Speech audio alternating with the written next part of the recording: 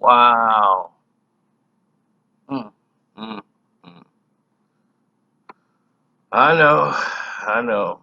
Everybody's been telling me we need the truth about the Spinderella situation, and I'm like, okay.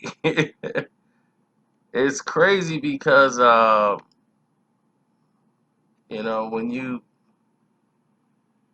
when you think of salt and pepper, you think of all these different analogies when it comes to them, like about salt and pepper, the group. You're starting to think like, man, what's up with these guys as far as the group? What happened? Why these things transpiring the way they are? Because a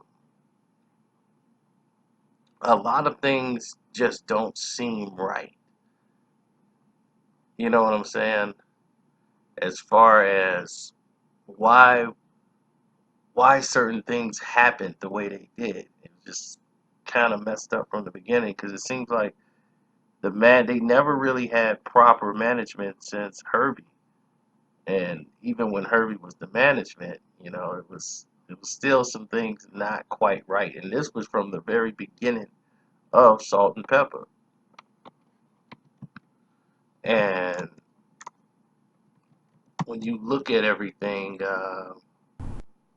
you start to see from a distance things that happen and why they happened or should it happen, and all these different analogies start popping up.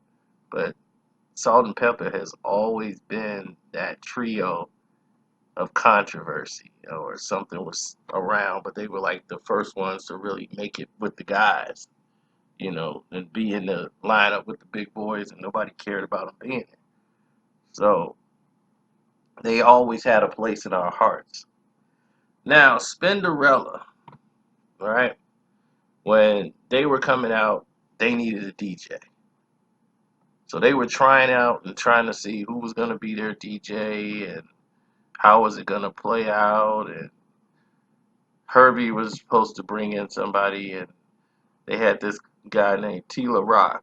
And Tila Rock was like, he knew Herbie and was like, look, um, we're going to, we got this DJ, her name is Spinderella. And man, he thought that was dope.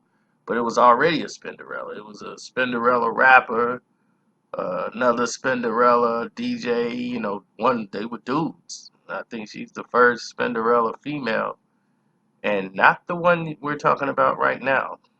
We'll get to that. The Spinderella you looking at right now is not the same Spinderella that was just got out of the group now. So,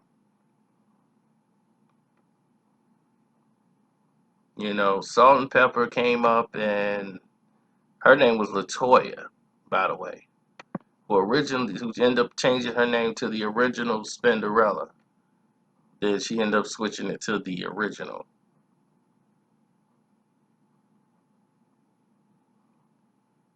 But they were called Supernature when they first came out, just the two of them. And then they got with DJ Latoya, Spinderella and all that stuff.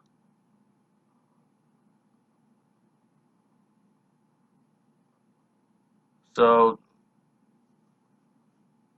they had this song called Stupid Fresh, or something like that, and ended up making an album called Hot, Cool, and Vicious. Now, what people didn't know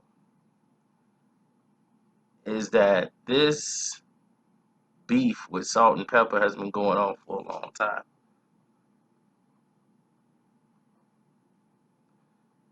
You know, they went and got this 16-year-old girl who could DJ.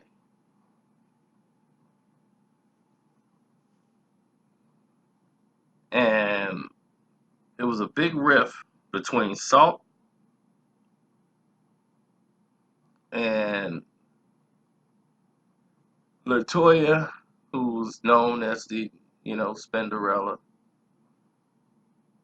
she's the original Spinderella. So anyway, she sat there and she had the name for about a year, but then she let it go after Salt thought that Herbie and her were kind of getting too close. And she was sleeping with Herbie, and she had a problem with her being around. So people were looking up to her and just like petty stuff of what she wanted, but it was all petty garbage. So she ended up getting kicked out of the group, right? So Herbie said, you know what?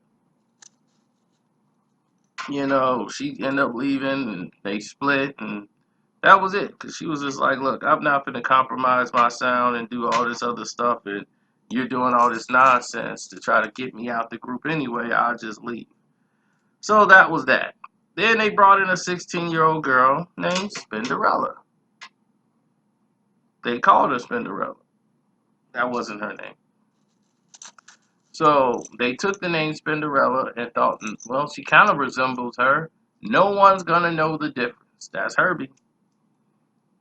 Herbie has always been that kind of guy. He's like the cheap used car salesman guy. But he was great at making music. So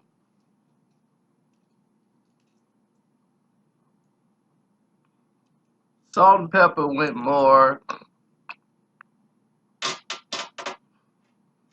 in the direction of talking about issues and let's talk about sex and all these different things that they came up with. So they had looked at like the feminists start looking up to them like, all right, they speaking up for women and issues that we need to talk about. And basically everything was good. Now the money was it was okay. It was paying the rent until it got to a point where they needed to move forward. And when you need to move forward, you have to make certain decisions in life. So when it came to make these decisions that they needed to make in life, it started to drain and take the life out of things that were actually really going on around the town. Like for instance, they took a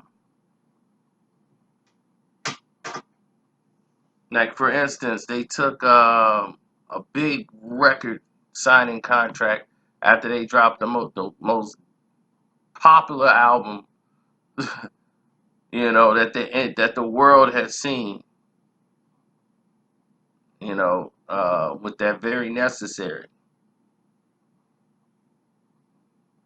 So they signed a big, massive contract, got a big upfront um, money. They broke with Herbie after all those years of being with him and not getting paid for royalties and all these stuff. And they were like, we didn't get paid all of our royalties and all this stuff. So they got a big $15 million signing bonus with Polygram, Red Ant Records.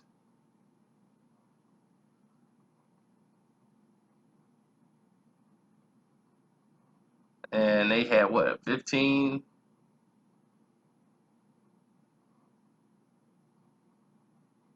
So it was just a mess. But they signed a $15 million signing bonus that they got from Red Ant.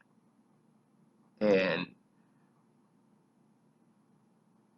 Spinderella didn't really get what she thought she was supposed to get out of the deal. And right then and there, she found out, like, this is how y'all feel about me? Like, when the money came in, I'm just like, wow, they really didn't believe in Salt and Pepper like that. And I'm just being truthful, not being hurtful, not being spiteful, just being truthful. They didn't care one way or another about Salt and Pepper. I mean about Spinderella. And that let them know right then and there exactly how they feel. You know? and let them know, like, wow, you really don't give a damn. So she saw her net worth with them and the way they split the money and told her they didn't have to give her such and such, that they really wasn't sisters all along. And this was just a bunch of BS. So she knew what she had to do, and she was just there for a couple of shows as long as the check was right. And for a lot of people who don't know, you can incorporate the name Spinderella. Disney owns Spinderella. And Walt Disney owns Spinderella because it sounds too much like Cinderella. And they own Cinderella, so you can guess what. That's why you can't copyright the name Spinderella. It belongs to Disney. So, she could use the name Spinderella, but so can everybody. So you can use that as a reason to say, well, I would pay you, but I don't really have to pay you. I can just get another Spinderella. Have them come in. You know, it's Salt and Pepper they care about. Because when they first came out, it used to say featuring Spinderella. You know, to like spite back at the other Spinderella. Now, this new situation came is once again, Salt had gotten married. Her husband was against her rapping. He wanted a wife. He didn't want her out there rapping and having a career and doing all these things here. And they were offering them big money to go back out on the road just to do Push It. You know, and Pepper's out here like, look, I'm tied to you financially. Without you, I'm out here, you got a plush life. I don't. So she's like, look, you're living the life, and you're like, well, I'm good.